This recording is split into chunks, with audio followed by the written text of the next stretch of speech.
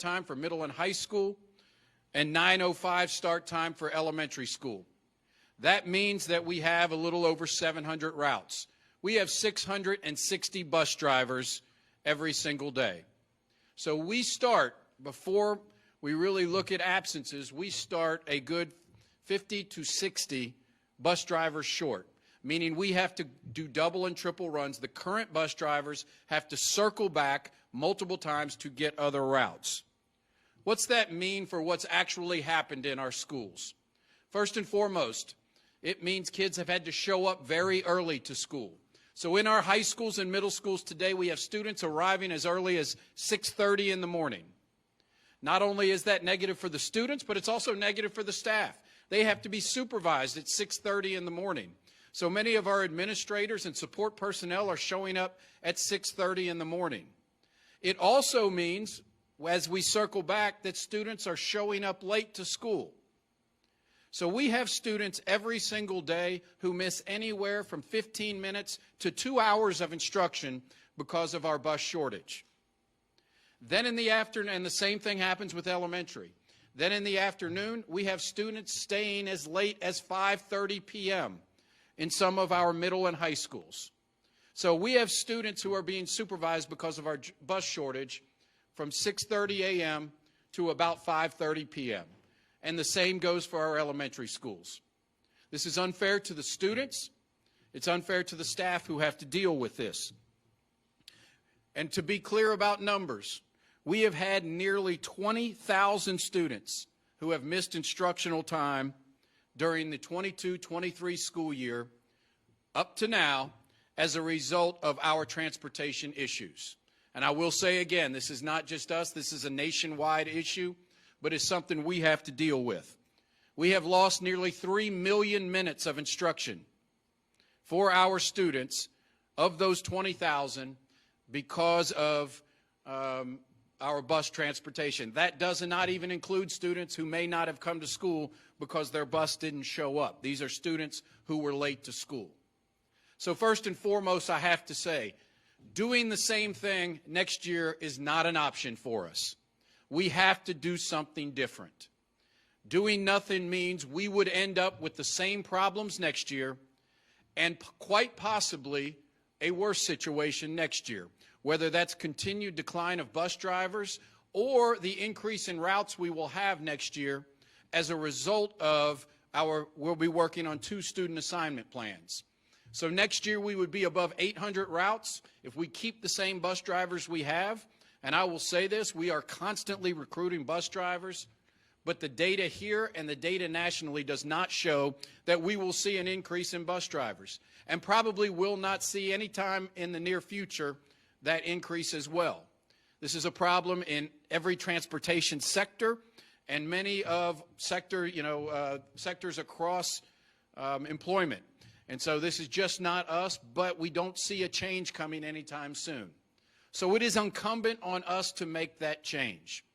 With the additional routes and the start times, with the additional start times that we are adding, going from 2 to 9 start times, we will actually reduce our bus routes to 600. That is with both the new student assignment plan and the grandfathered student assignment plan that we have. If we keep our 650 bus drivers or more that we continue to add, what this means is that we actually now have enough bus drivers for every route. We eliminate double and triple routes. Kids will get to school an average of 14 minutes before the start of school. They will leave at the latest 14 minutes after school.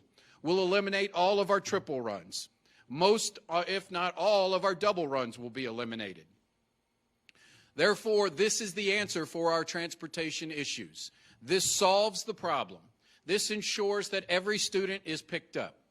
This plan actually ensures a shorter time on the bus for our students, from an average of 29 minutes to 27 minutes. This is not adding substantial number of students to each bus. So it is solving the problem that we need to have solved. It is impacting positively students to make sure that they get to school on time and are there for every class. And it also makes sure that our staff is not having to supervise kids for 11 hours every single day.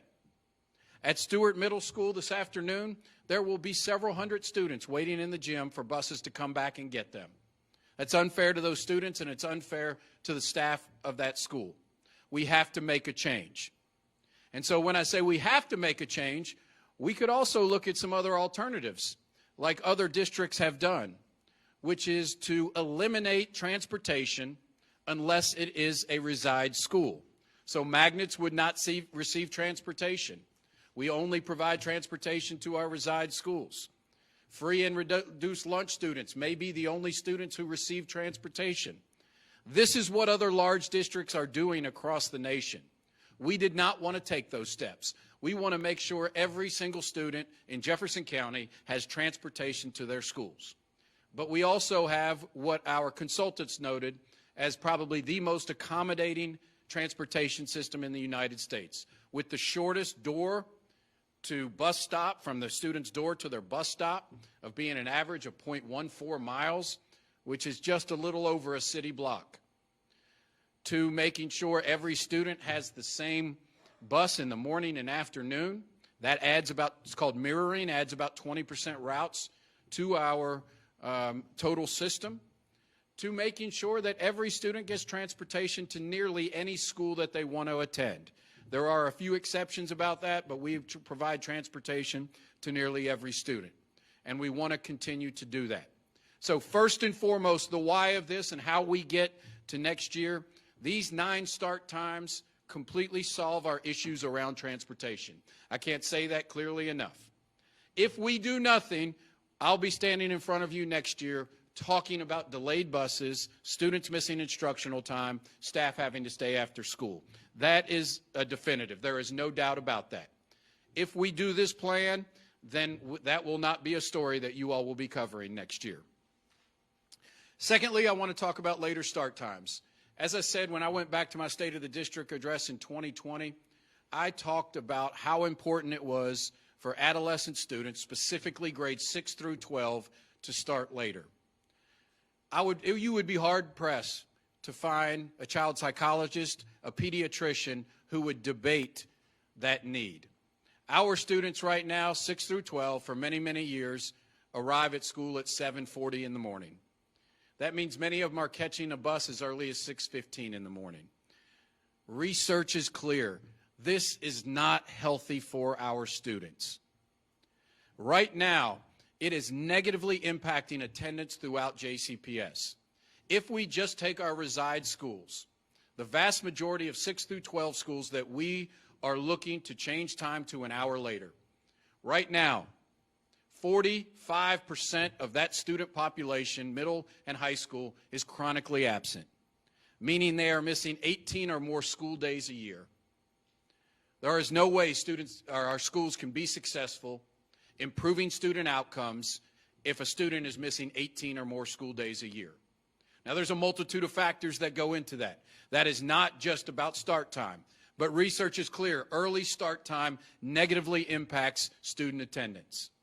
So our neediest students, nearly 37,000 students in these schools, are going to school every morning at 7:40 a.m., meaning they start school or they wake up in the morning 6:15 every single morning. Coupled with our student assignment plan, if those students, many of them, miss the bus, they have no opportunity to get to school. This is a recipe for disaster when it comes to student outcomes.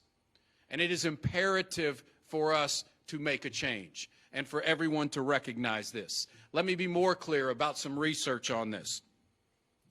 Journal of School Health in 2022 said the following: later secondary school start times is a significant policy shift that not only improves the health and well-being of adolescents, but can also equalize sleep duration and minimize stress for teachers, as they also get to sleep as well. Further, a University of Washington study found that studying schools in Seattle, when they moved back start times for middle and high school, students got on average 34 more minutes of additional sleep every night. Now let me be more specific what they said. Student sleep went from 6 hours and 50 minutes a night to 7 hours and 24 minutes a night. I think if you talk to pediatricians, they would say 724 is probably not enough.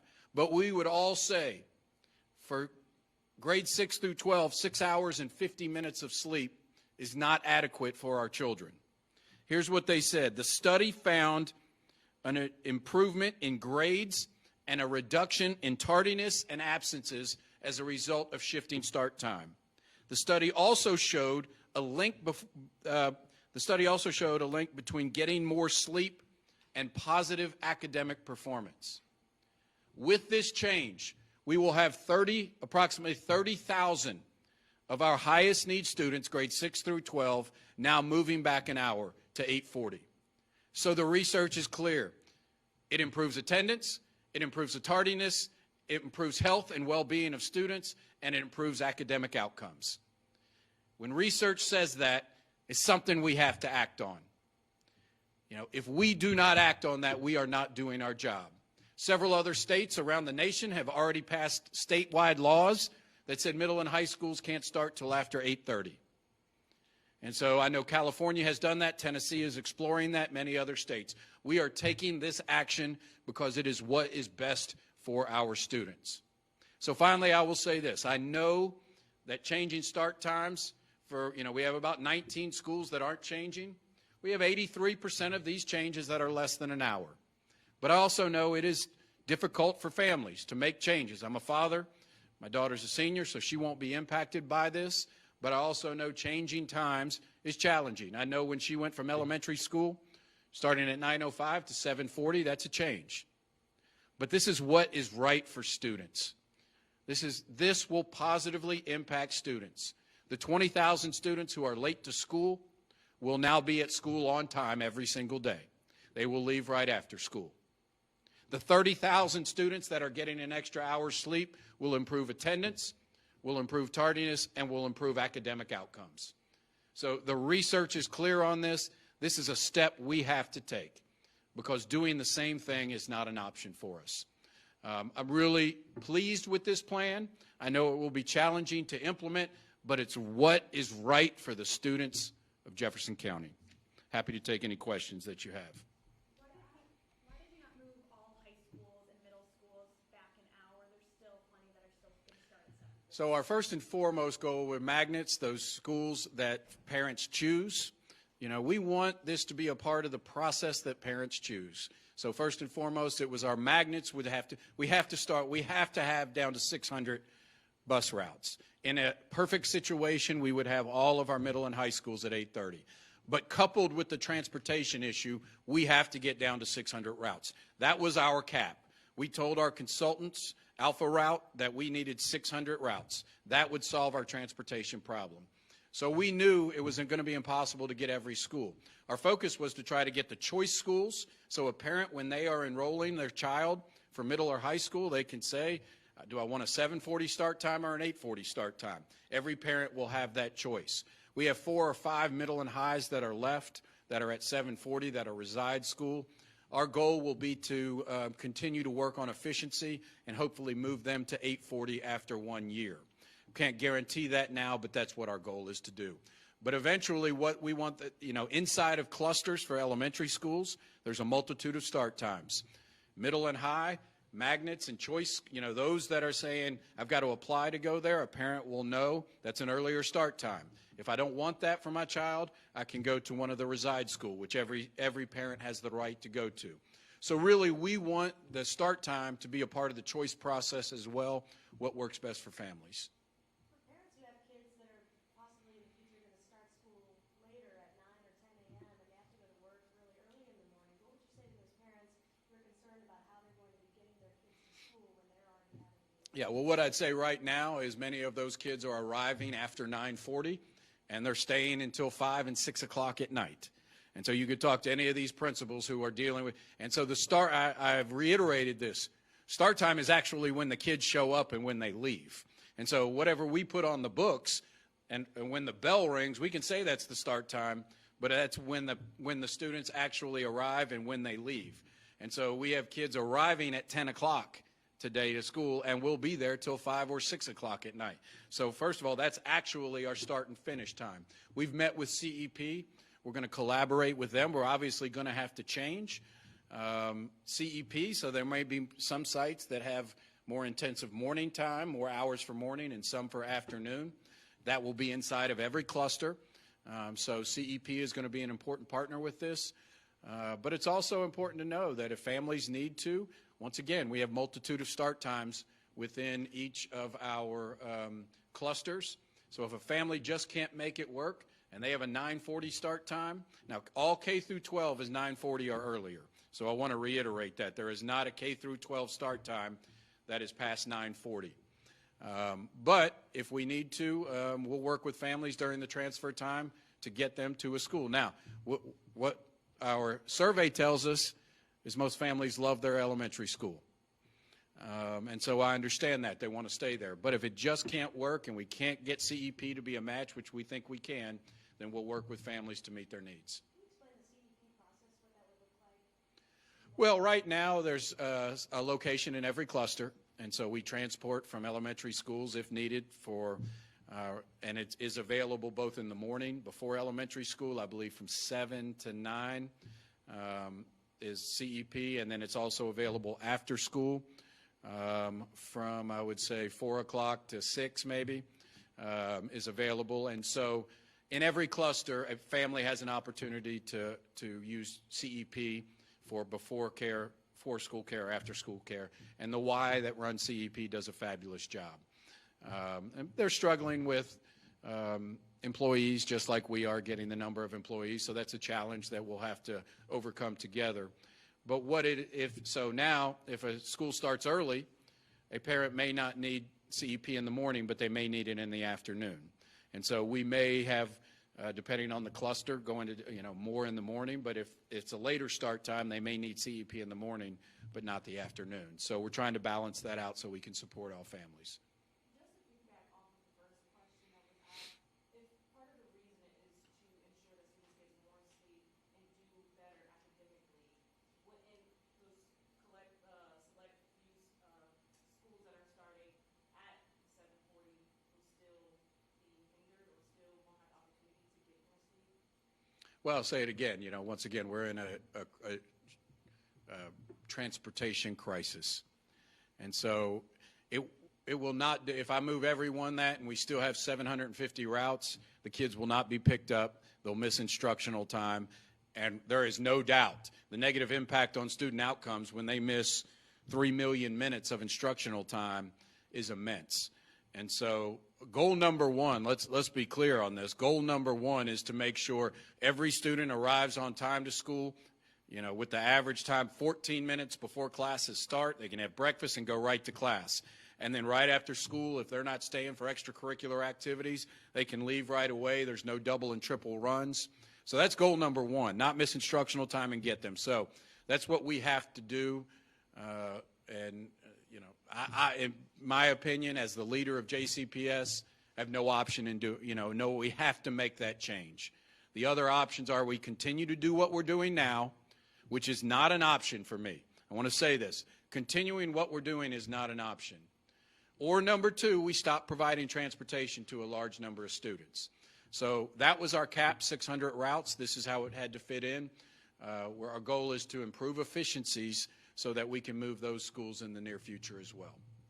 Do you have any idea if this goes into effect next year, how many families would have multiple children with multiple start times and how many people would be affected by this? I can't say I have a total number of multiple start times. I mean, most of our families have multiple start times right now. So if a family has an elementary child and a middle or high school child, they have multiple start times right now.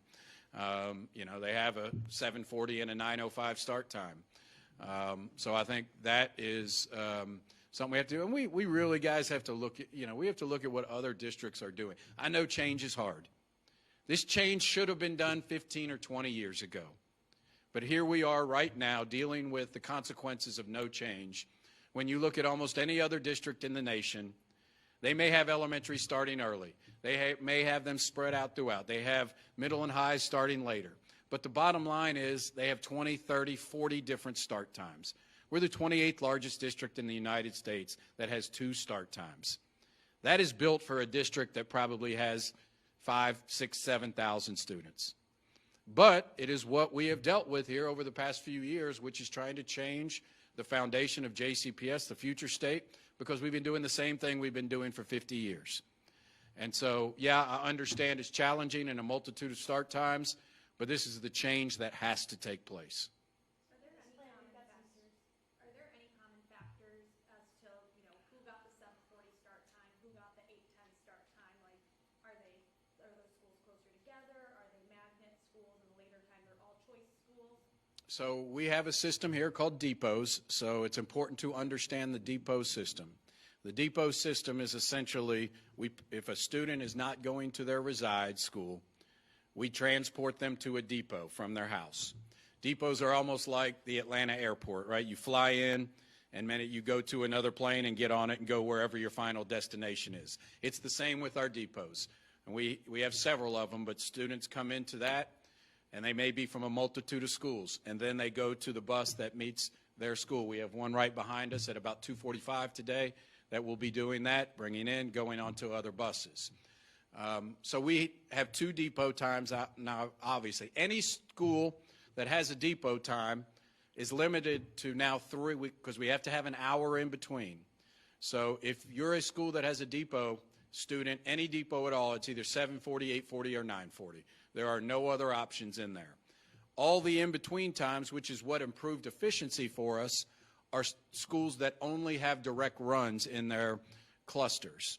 And so we could then take the 20 to 30 schools that are on the different times other than 7:40, 8:40, and 9:40, because they're all direct runs. That increased efficiency for us when we talked about our routes.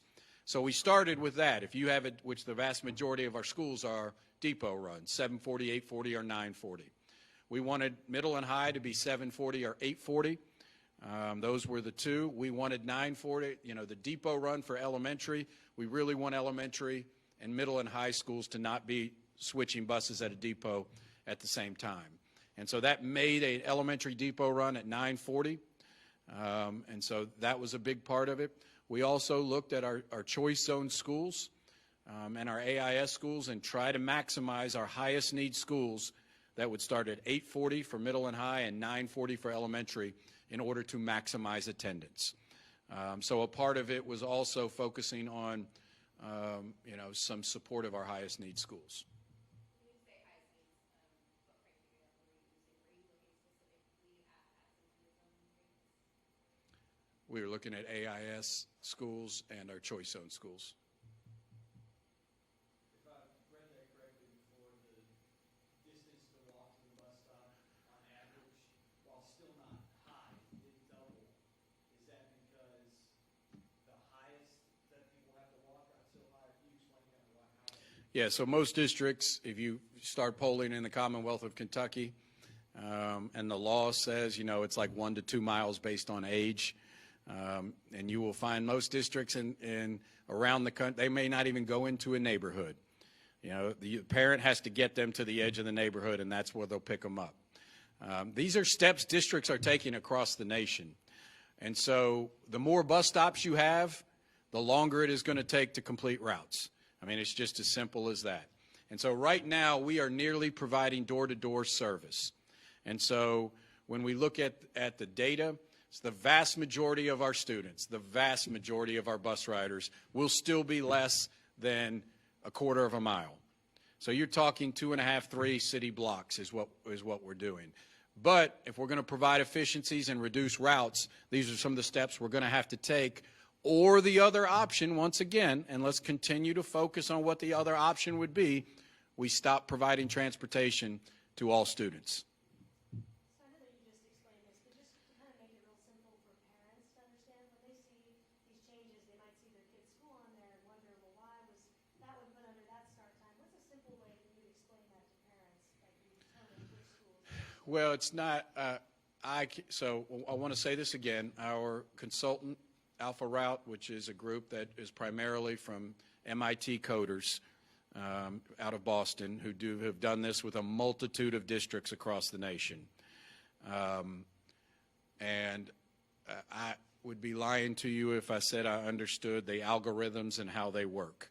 We tell them the guardrails we put on, that these are some of the parameters we want. We want transportation for all of our kids.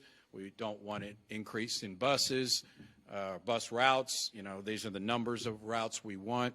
We don't want walk times past this. We want certain schools, like I said, are high-need schools at certain times.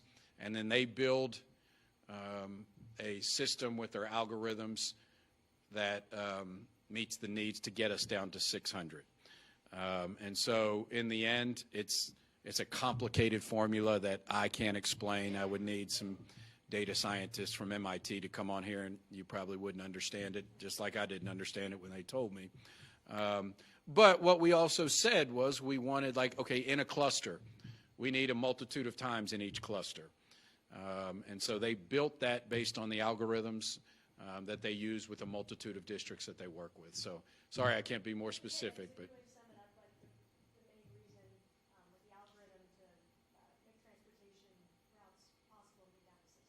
To make it more efficient, correct. How's this going to work for extracurriculars? Are you still going to have activity buses, things like that? Yeah, I don't see. I've been asked that question about especially high school extracurriculars. I don't see that being an issue. We finish at 3:20. Actually, as a former coach, I would probably appreciate that more. It's less time in between the end of school and games that you're watching the kids and waiting to load the bus to go there or have a game or practice. So, you know, I would appreciate that, and I would say, you know, let's look at the districts around us. I think Oldham County finishes at 4 o'clock every day, and somehow they still continue to have extracurricular activities, and we play them in athletics. So it may require a slight adjustment to some of the sports, but I just don't think sports or extracurricular activities are going to be an issue because our latest high school and middle schools finish at 3:20. So they'll still have transportation if they stay an hour late? Oh, yeah, that won't change at all.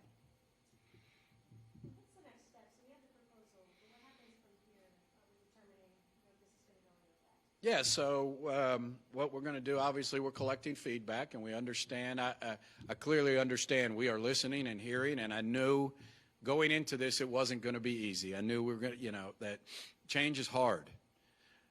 I'd ask the community and everyone to look at this from a collective perspective of 96,000 students and how our students are being impacted negatively right now. And so, you know, if we're going to be successful as a community, I think we have to look at our district as a whole and say these are 96,000 students in our community. Yesterday, I spoke at a convening that many of you covered on youth violence and disconnected youth. You know, disconnected youth, one of the #1 factors in disconnected youth is school attendance. We get kids to school more often, get them connected to school, the likelihood they're going to be successful dramatically improves.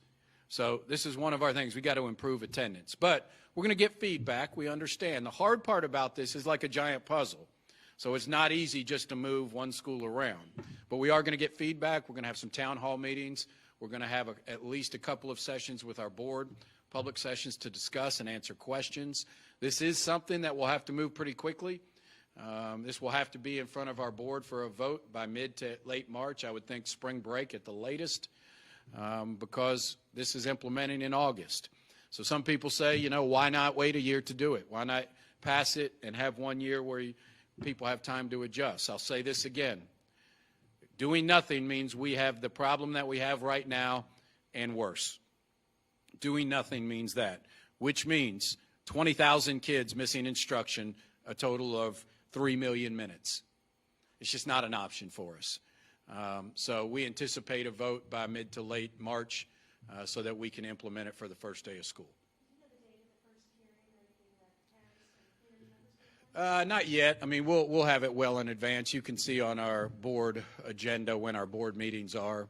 And so that will be released well in advance for families.